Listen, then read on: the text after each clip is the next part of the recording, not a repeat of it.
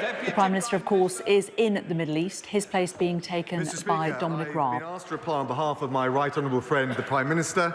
As the House will know, he's travelling in the United Arab Emirates, Saudi Arabia, to discuss energy security, diplomatic action on Russia and Ukraine, and regional issues, including Iran. Mr. Speaker, with your forbearance, may I also say that I understand that 4 members of the Ukrainian Parliament are here with us in the gallery today. And I'm sure I speak for the whole House in saying that we stand in total solidarity with you. Camelot is one of the largest employers in Watford and for Watford, and its employees have worked tirelessly to successfully run the National Lottery for decades. They play an important role in communities across the UK, many local projects and good causes, including in my constituency. So whilst I obviously declare an interest in the Gambling Commission's decision yesterday not to appoint the licence to Camelot, I do wonder, given the current situation in Ukraine, if my right honourable friend considered it appropriate that the next licensee of the operator of the National Lottery is known to have a joint venture with Gazprom. Can I thank my honourable friend and just say what an incredible job the National Lottery has done, delivering £45 billion to good causes. He's right, the 4th licence will ensure operator profits are better aligned with returns to good causes. Can I just also say on the specific points he makes, I understand that Alwyn's owner, Mr. Komarak, who's long criticised the Putin regime, is in discussions with the Czech Republic government regarding the joint venture with Gazprom and removing its involvement. We now come to the Deputy Leader of the Opposition, Angela Rayner. Thank you, Mr. Speaker, and can I also welcome Ukrainian MPs to this House today. And Mr. Speaker, can I start by wholeheartedly welcoming the positive steps towards returning Nazanin, Zaghari-Ratcliffe and Anoosheh Ashoori to the UK. I'm sure members across the House want to show their support for their families and them. I know the Minister would agree that this devastating situation must never be repeated, and other British nationals still trapped in Iran need to be brought home. So will the Minister commit to a review of these cases to understand what more could have been done by the British government to secure releases, and whether the lazy comments of the Prime Minister worsened the situation? Deputy Prime Minister. Thank you, Mr. Speaker. Can I first of all say that I can't yet confirm the reports we've seen in the media, but of course it feels like positive signs, and of course no one wants more than me, but I'm sure all members of the House, to see Nazanin, but also all of the arbitrarily detained nationals reunited with their loved ones. I can tell the Honourable Lady, having worked for 2 years with the concerted diplomatic effort led by the Prime Minister, that we have done absolutely everything that we can. She shouldn't give succour to the despotic regime that detained our nationals in Iran or around the world by suggesting it's anyone else's responsibility other than theirs. Angela Rayner. Mr. Speaker, it's exactly for that reason that I asked for the review, that it's important to learn from our mistakes so we don't end up with other innocent families facing this ordeal again. So I hope the Minister will consider my comments. Mr. Speaker, I'd like to thank all of the people who have been working tirelessly to bring British nationals home from Iran, our diplomatic staff and our world-leading British intelligence agencies. The role of the British intelligence today is critical in the face of Putin's aggression. The Deputy Prime Minister oversaw our foreign intelligence services as Foreign Secretary. So can he confirm if at any time he overruled or ignored direct advice from the British security services? Deputy Prime Minister. Can I say to the Honourable Lady, what she suggests is nonsense.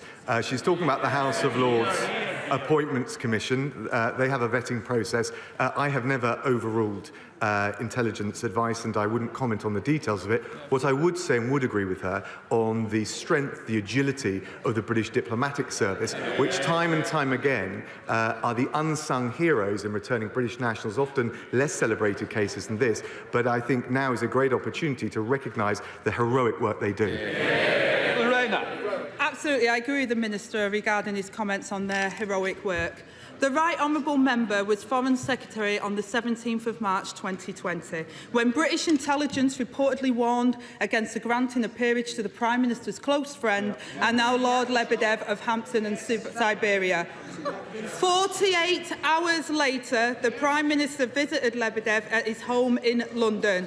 Details of that meeting have never been released. In July 2020, Lebedev's appointment as peer was announced. So can he tell the House what changed between the security warning and the appointment? Deputy Prime Minister. Sorry, the Honourable Lady knows full well all individuals nominated for a peerage are done so in recognition of what their contribution is to society. And I should say, that includes those of Russian origin who contribute brilliantly to our nation, many of whom in this country are critics of the Putin regime. Live peerages are vetted by the House of Lords Appointments Commission for matters of probity, and frankly, I think she should know better. Angela Rayner. Mr. Speaker, what I do know better is the central duty of any government is to keep the British people safe. There are now widespread reports that the Prime Minister did not accept warnings from our own intelligence services, granting a Russian oligarch, the son and business partner of a KGB spy, a seat here in this Parliament. It shouldn't matter if such a warning was about a close personal friend of the Prime Minister. It shouldn't matter if he gave the Prime Minister thousands of pounds of gifts, and it shouldn't matter how much champagne and caviar he serves. There's no ifs or buts when it comes to the safety of the British people. So I ask the Deputy Prime Minister, can he guarantee that the Prime Minister never asked anyone to urge the security services to revise, reconsider or withdraw their assessment of Lord Lebedev of Hampton and Siberia?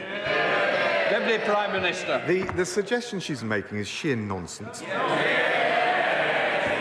But if she wants to talk about national security, then I remind her that she and her shadow cabinet colleagues not so long ago wanted the Honourable Member for Islington North.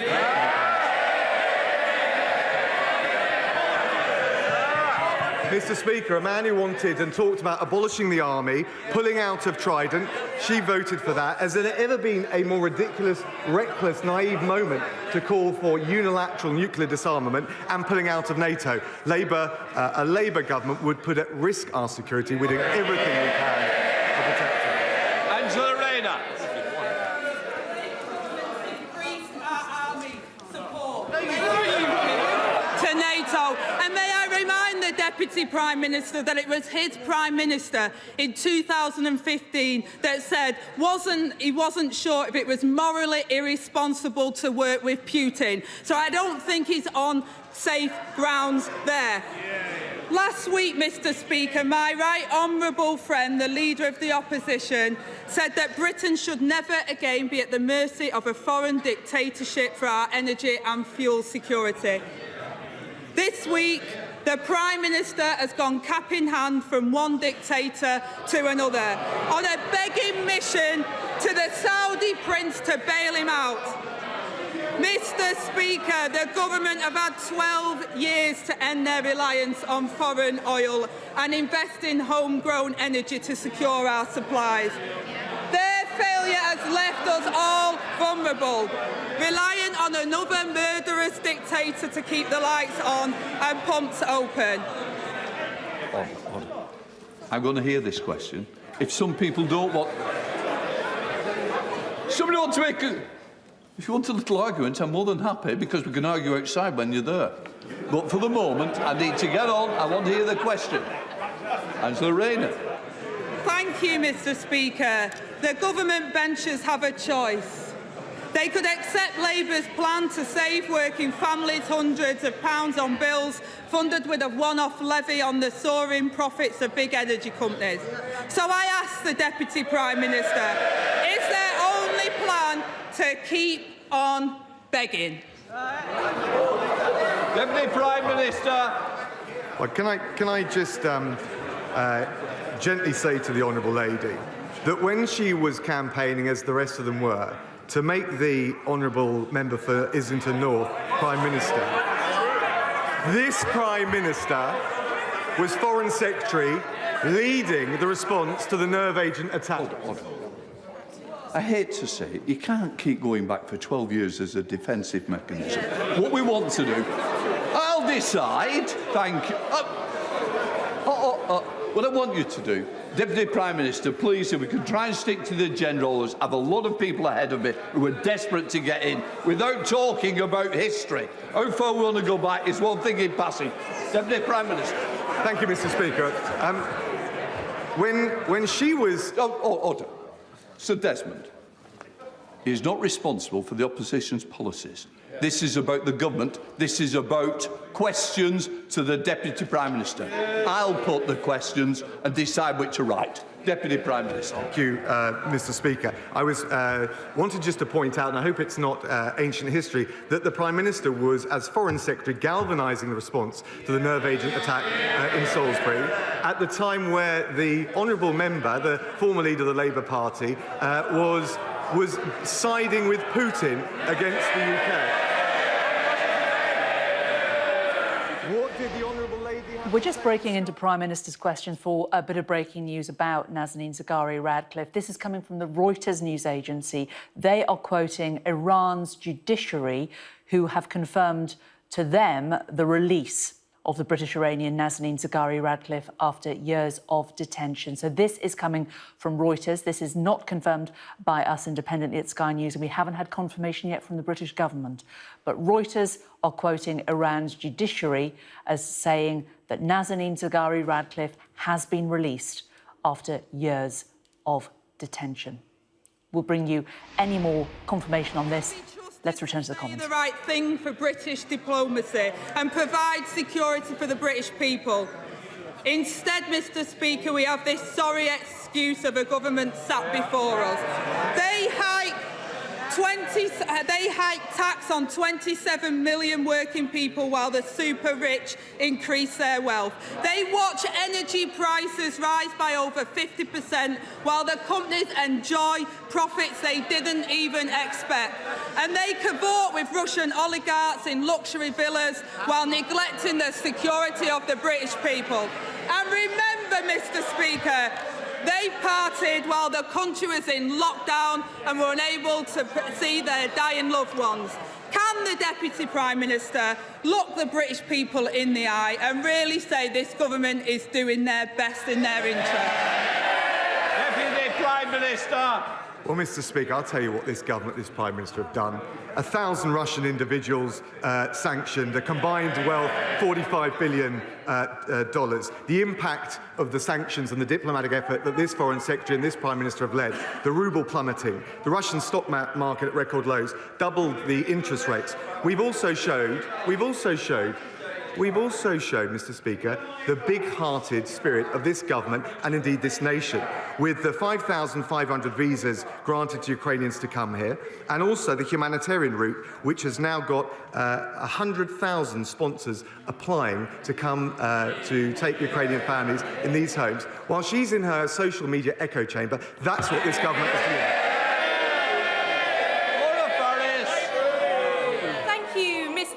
It was very good to see my right honourable friend visit the International Criminal Court earlier this week, but they have enduring difficulties with funding. Last year they had a $40 million shortfall in their budget because some participating states failed to meet their annual contribution. The International Criminal Court is only as good as the sum of its parts, so what steps can the government take to secure contingency funding to ensure that one day Russian military commanders in Ukraine can expect to stand trial for war crimes? And honourable friends, bang on.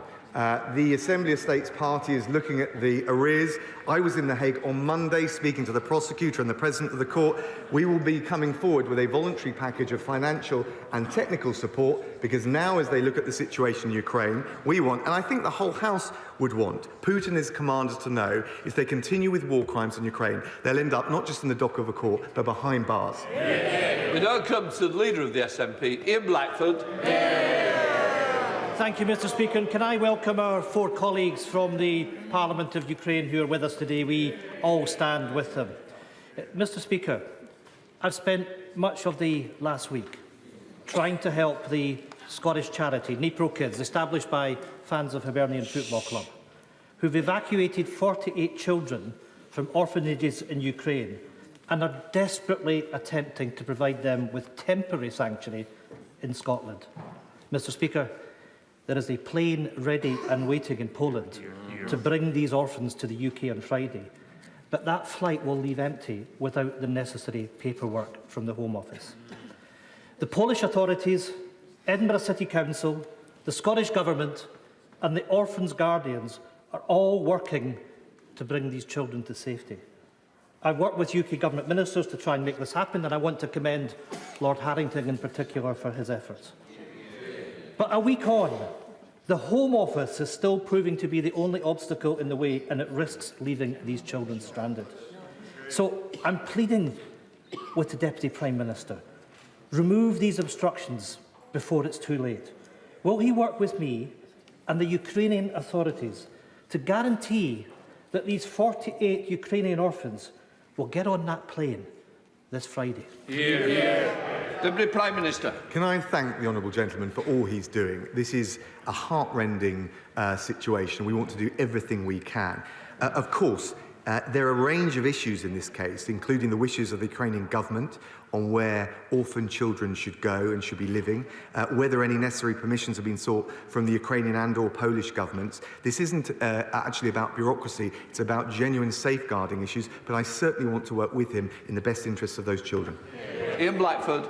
I'm asking the government to do just exactly that, because we've been working with the Ukrainian and Polish authorities. We have their support. We need the Home Office to give us the paperwork that will make that happen. Because, Mr. Speaker, this one case goes to the heart of the failure in the UK government's response to the biggest refugee crisis in Europe since World War II.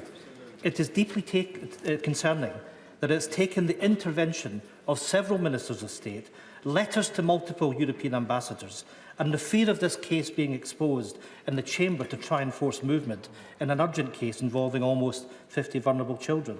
Even where there is the will, it seems that simply there is no way that the Home Office can get involved. I shouldn't have been sending letters to the authorities in Ukraine and Poland. The Home Office should have been doing it. If all these powerful people can't make it happen, what hope do all the other children fleeing this awful war have of finding sanctuary in the UK? The United Nations are now estimating that almost 1 child a second is becoming a refugee from the war in Ukraine. These 48 children will not be the last who need sanctuary and safety. Surely the Deputy Prime Minister agrees it shouldn't have taken this level of intervention and pressure for the Home Office to do the right thing by these children. Minister. Well, can I just say to him, it's very important that the proper international practices on safeguarding are followed. I know he appreciates that. We're keen to find out if family reunion options with Ukrainian family in the region have been considered. We also know, can you just listen for a second, because it's important.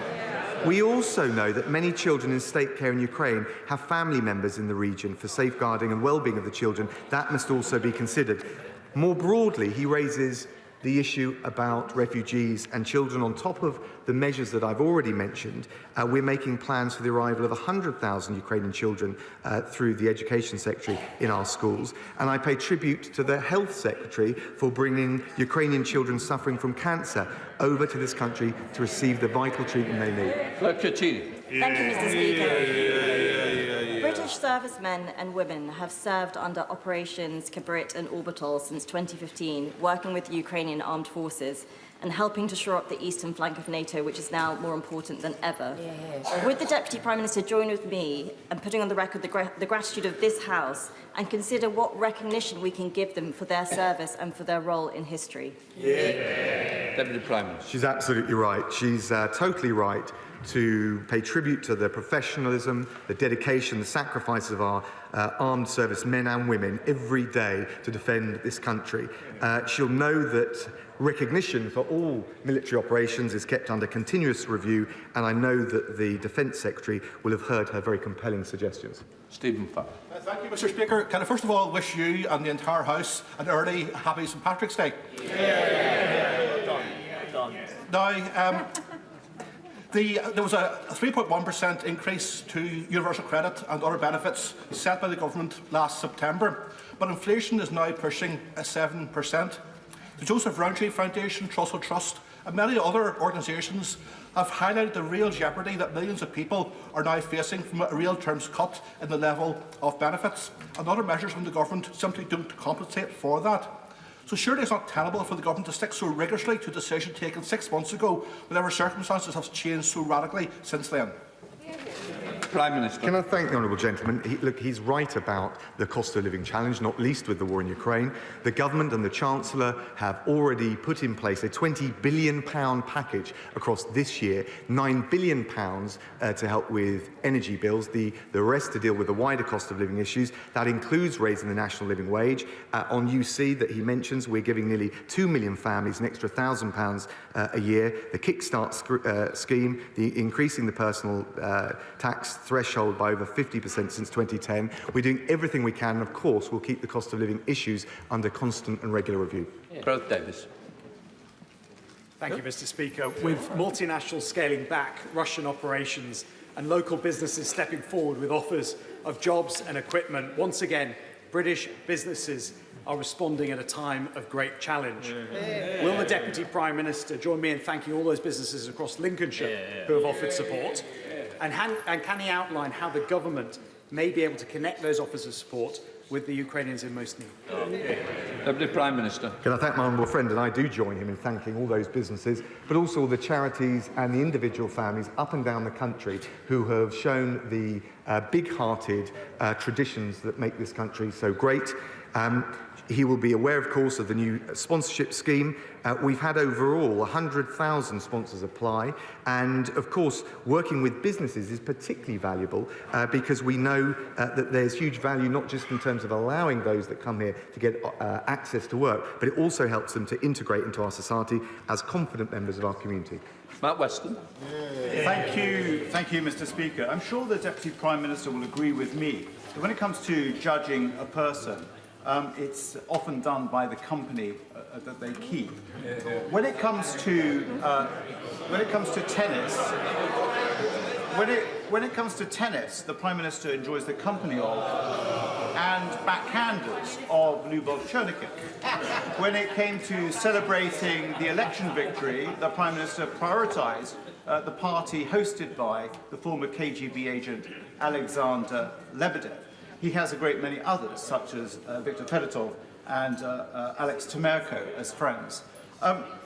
Can he therefore tell us what first attracted the Prime Minister to the billionaire Russian oligarchs? Deputy Prime Minister. I wasn't quite sure where he was going at the beginning of his question, but what I can tell him, of course, the Prime Minister is not just a very social individual.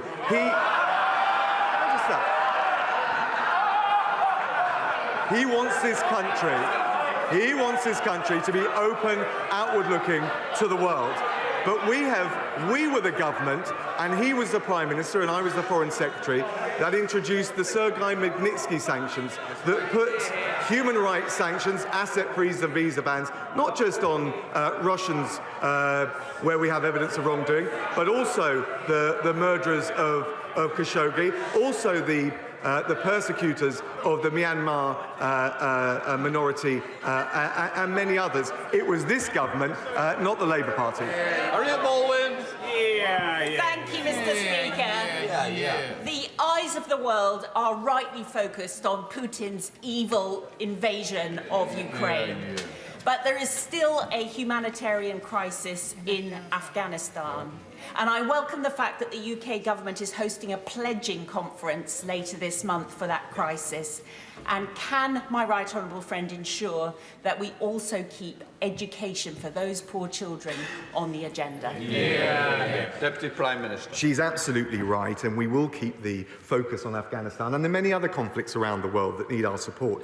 I can tell her that that particular conference will provide specifically support for access to girls' education, a long-standing priority of the Prime Minister. And I would also just point out that we've doubled our humanitarian aid to Afghanistan for the financial year to £286 million. Thank you, Mr. Speaker. Appeasing murderous despots is never going to be the route to security of energy supply. So wouldn't it make more sense for the Prime Minister to be here talking to UK energy industries? Shouldn't he be talking to renewable energy developers about what they can do to bring their product on stream faster and quicker? And shouldn't he also be speaking to our own offshore oil and gas industry about what they can do in the here and now to improve security of supply and to assist in the journey towards net zero? Yes, he was doing that on Monday evening, I can tell the honourable gentleman. And now it's Wednesday, and yes, he's out in Saudi Arabia, closing a £1 billion investment deal, creating 700 jobs in the north in renewable energy. I think the Lib Dems need to keep up. Duncan Baker. Thank you, Mr. Speaker. North Norfolk is a rural constituency, and many residents rely on their car to get around, and they heat their homes by using heating oil. The price of crude oil may have come down in the last few days, but the petrol pumps are still going up, and I've had constituents who are quoted £2 a litre for heating oil. This not only affects working families, but pensioners in rural areas who are on a fixed income. Can I ask that the Deputy Prime Minister does everything he can to make sure that in the spring statement we address these problems for really, really rural constituencies that are getting the double whammy of these crippling costs? Deputy Prime Minister. My honourable friend's absolutely right. He knows that we have got a £20 billion package this year dealing with the cost of living, £9 billion of it focused on energy prices. The issues that he talks about for his constituency, but I think up and down the country, are I think, very well made, and I know the Chancellor will have heard his suggestions. Jeff Smith. Thank you, Mr. Speaker. The Prime Minister is visiting Saudi Arabia, and as usual, we are told there will be frank, private discussions with the Saudis on their human rights record. But in the light of the state murder of Jamal Khashoggi, in the light of the brutal executions of 81 men at the weekend, why does the Deputy Prime Minister think that the UK's representations on human rights are so ineffective, and what more will we do to make the Saudis behave ethically? Can I thank the honourable gentleman? Can I just say to him, when I was Foreign Secretary and I went to Riyadh twice, and I know the Prime Minister will be raising these issues again, we talked about the women's rights defenders. He says we've been ineffective. They've all been released. We talked about Rauf Badawi, the author and critic. He was recently released. He mentions Jamal Khashoggi. We applied, I think we're one of the first to apply, asset freeze and visa bans on those responsible for his murder. So we are an outward, an international country. That is what Britain's role is in the 21st century, but we will never allow our moral red lines to be blurred. Tom Hunt. Thank you very much, Mr. Speaker. Rousseau once said about the Polish people, "You may swallow the Pole, but you will never digest them." I think that powerful quote says so much for how the Polish people have stood up robustly and strongly against aggression over the years, and also about their steadfast support right now for their close and dear allies, the Ukrainian people. In Ipswich, we've had 3 lorries going from Ipswich to Lviv in support of the Ukrainian people. Will the Deputy Prime Minister outline the steps the government take to support our close allies Poland as they take an unprecedented number of refugees, and of course, whilst they have their own security concerns in relation to Russia? Deputy Prime Minister. He's absolutely right, and I pay tribute to not just his constituents, but the Polish community in particular, and of course for their big-hearted support for the people of Ukraine. And of course, as a leading donor, I think the second largest donor to Ukraine, we've committed a further £174 million in aid, bring our total to £400 million. But that will also support those countries in the close proximity to Ukraine, their neighbours, and first and foremost will be Poland. Justin Mathers. Thank you, Mr. Speaker. On the 28th of April 2018, when he was Foreign Secretary, the Prime Minister is reported to have attended a party at a castle in Italy where he met a former KGB officer. Now, this was just weeks after the Salisbury poisonings and immediately after he attended a NATO summit on Russia. If that is not astonishing enough in itself, it is also reported he travelled there without any security detail or officials present. So will there now be an investigation into what sounds like a complete failure of national security? He's talking total nonsense. I don't have anything to add to what I've already said. In addition to my constituents' concerns for Ukraine, They're also concerned about planning policy. I wrote to the Prime Minister in October 2019 about the threat to the Goring Gap. It's against government policy, it's against public interest for every greenfield that's a strategic gap to be built on, and inspectors made a decision which would wipe away the planning powers of every local council in the country. Can I ask if the Prime Minister will see me and if the government will revoke this inspector's mistaken decision? Can I thank the honourable gentleman? Can I also, I empathise as someone with a massive proportion of Greenbelt, my constituency, on the frustrations I think honourable members across the House feel with some planning decisions that are made. However, once a planning decision is final, it can't be challenged unless it's successfully challenged in the courts. Stephanie Peacock. Thank you, Mr. Speaker. Last year, 255 children and young people were admitted to Barnsley Hospital for self-harm. That is 15 times the national average. This is a public health crisis. So will the Deputy Prime Minister ask the Health Secretary to meet with me and healthcare providers from Barnsley to immediately respond to this mental health crisis? We've put a huge amount into both mental health and wider the NHS budget, not just on COVID, but to respond to the wider issues. I will certainly make sure in relation to the specific issue that she raises that an appropriate health minister will see her. Dr. Julian Lewis. Are any oligarchs with UK passports on our sanctions list? Can I thank the chair of the ISC? I think I would have to let the Foreign Secretary and the Foreign Office check carefully and respond to him in due course. Stephen Timms.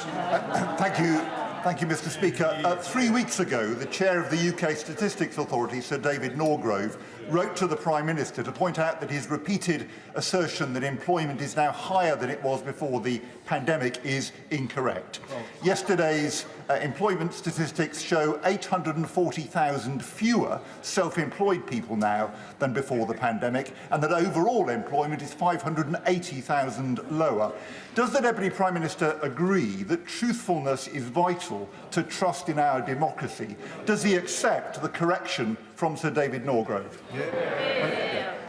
Look, of course, we listen very carefully to David. But what I would say to the honourable gentleman is actually, he points to the data yesterday. It showed that unemployment has fallen below 4%, is back at pre-pandemic levels, and has been termed a remarkable success from everyone to the Resolution Foundation. He talks about the truth. There's one golden truth, and that is whenever there is a Labour government in the past, unemployment has always been higher when they left office when they started.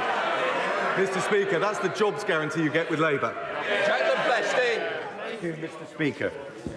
Thank you, Mr. Speaker. We have now provided more than 3,000 anti-tank weapons, training and other military support to Ukraine, alongside crushing financial sanctions on Russia and more bilateral assistance, humanitarian assistance aid than any other country. But can my right honourable friend confirm that we will continue to deliver further military aid and support, and with that we will supply the Starstreak anti-aircraft missiles necessary to destroy Russian jets? My honourable friend is absolutely right. We've delivered over 3,600 anti-tank missiles weapons. We'll also be sending a consignment of the Javelin anti-tank missiles, and we are indeed, as he says, exploring the donation of Starstreak anti-air missiles. Dan Carden. Thank you, Mr. Speaker. It's welcome that Ukrainians seeking asylum in Britain will have the right to work and access to public services. We should always offer sanctuary to those fleeing persecution.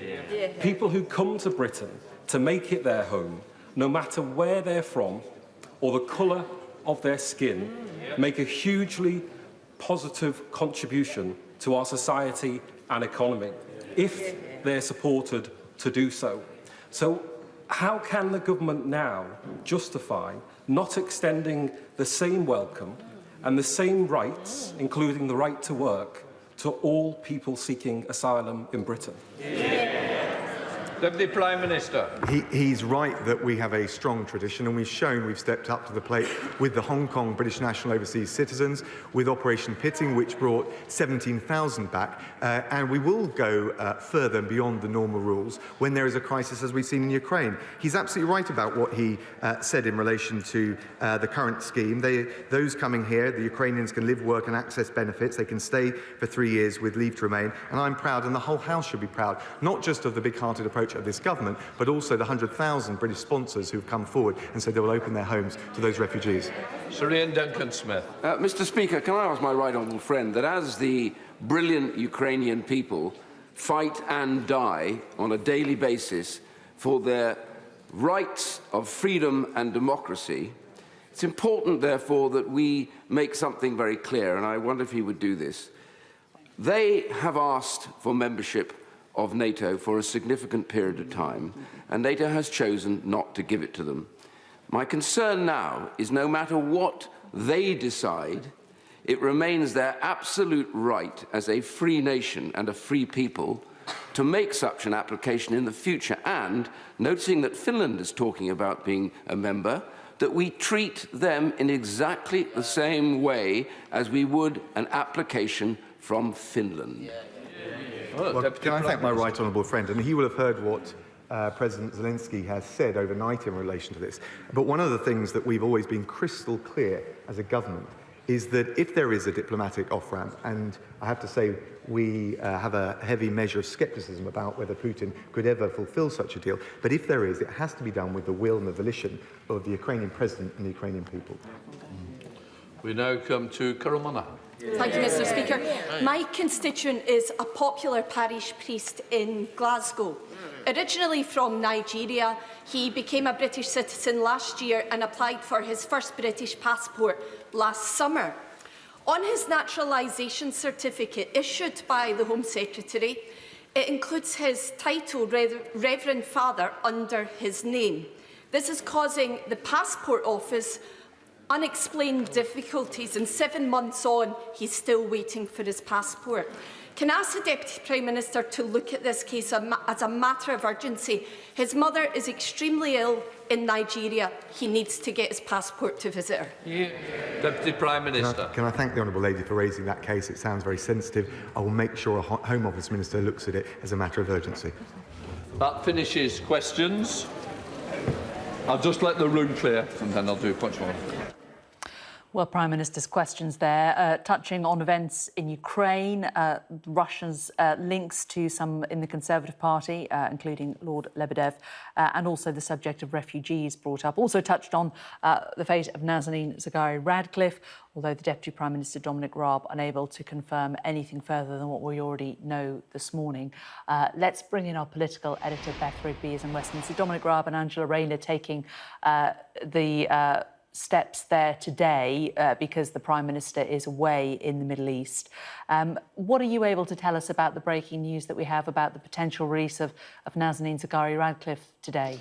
Well, the latest we have, Jane, is that Nazanin has been released and is at the airport. There have been some reports that she has left the country. We haven't been able to confirm that. In fact, a source told me that that wasn't correct, so we're not going to go any further than we already have done, which is that we think she's been released and we're waiting for information as to when she could be flying home. Obviously, this is an enormous moment for Richard, her husband, who has campaigned relentlessly to get his wife Nazanin released. She's been imprisoned for nearly 6 years, and she also has her daughter Gabriella at home in London waiting for her mum to come home. Obviously a huge moment too for Tulip Sadiq, Richard and Nazanin's local MP, who has also worked tirelessly to try to get her released. So this is really an enormous moment and a happy news story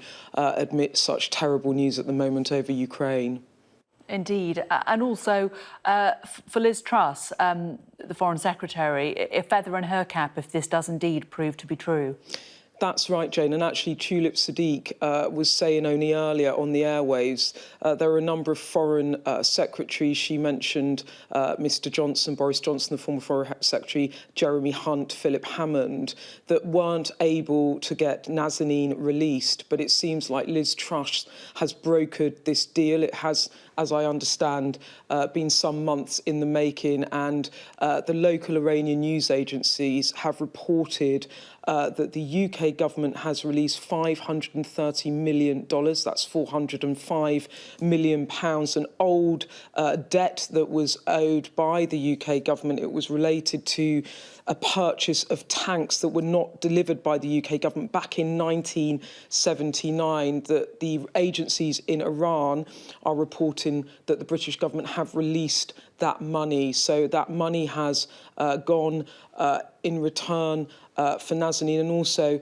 Anoosheh Ashoori. She is another detainee that has been released. But I have to say the UK government have not yet confirmed that. We are waiting to hear from them. So we're all really on tenterhooks to find out when Nazanin is actually able to leave Tehran. OK, Beth, thanks very much for bringing us the latest on the political side. Our political editor, Beth Friedman, there. Well, also joining me now is Dr Roxanne Farman-Farmayan, who's a lecturer in international relations of the Middle East at the University of Cambridge. Good to get your thoughts today. Why do you think this has happened at this particular point? I think this is, first of all, such a ray of good news. And I think it possibly is a harbinger of further good news in that it seems that the transfer of funds that have taken place has actually been an unblocking of funds. And this means perhaps that the arrangements that have been in process for the Iran deal are themselves coming to a head and may indeed lead to some positive news in the near future. So I am hoping that this is the first of a couple of pieces of good news, but it is excellent that it's Nazanin and possibly Anoosheh Ashoori that are also being released at this time. And in terms of that Iran nuclear deal, just remind our